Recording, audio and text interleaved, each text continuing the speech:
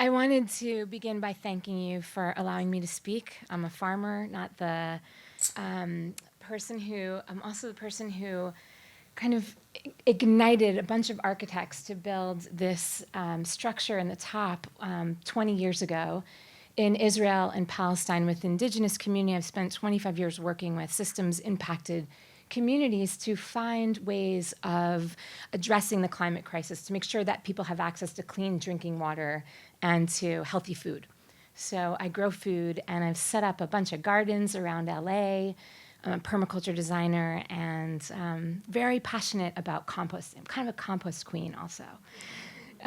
Next slide, please. Nonprofit executive director.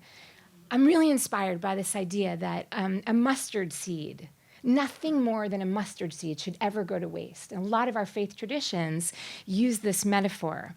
And we have mustard growing all over LA. So we're wasting a lot. We're really wasting a lot.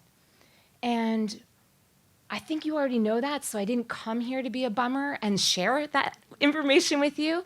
But what I did want to share is that there's a lot of room for us to engage with the waste and to turn the waste into a resource. And so those green bins that are full of mulch, that's medicine. There is so much that we can do with that mulch instead of carting it out of the city and dumping it. These lawns that are empty and they're blown by gas blowers, clear, and the broken sprinklers and these the cardboard heaping mounts of waste that can be converted into food for the land, food for the people. I'd like to imagine that the city can incentivize us and inspire us to do that. There are solutions. And so we know that the biggest problem right now is at the household level, that 48% of all the waste is coming from us, right? And so in the environmental movements, oftentimes we're talking about how to change the temperature, how to stop the drought, but we're also forgetting the low-hanging fruit, the things that we can do.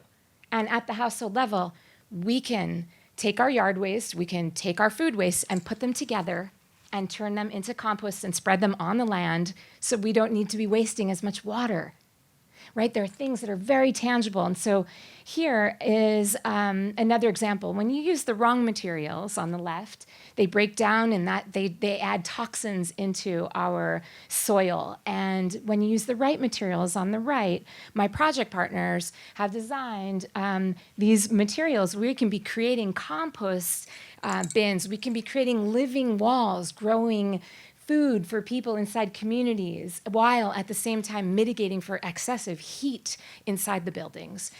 So these, 40,000 people received these compost buckets just last month. But that still allows us to get away with exporting our problems and letting someone else clean up after us. And we don't have to do that. We can take care of our own problems. We can take responsibility. The food that I bring into my home, I'm an urban homesteader, I need to take care of. I need to figure out how to mix it with the right amount of brown materials, yard waste, cardboard, the paper bags, break those down, and then add that to the soil. And so we can all do that. And so I want to work with the architects, I want to work with the city to get our piece bags into every household so people start to also compost. Sending it out to the green bins, not a solution. But I think the solution is stepping up our own commitments to take this climate emergency more seriously.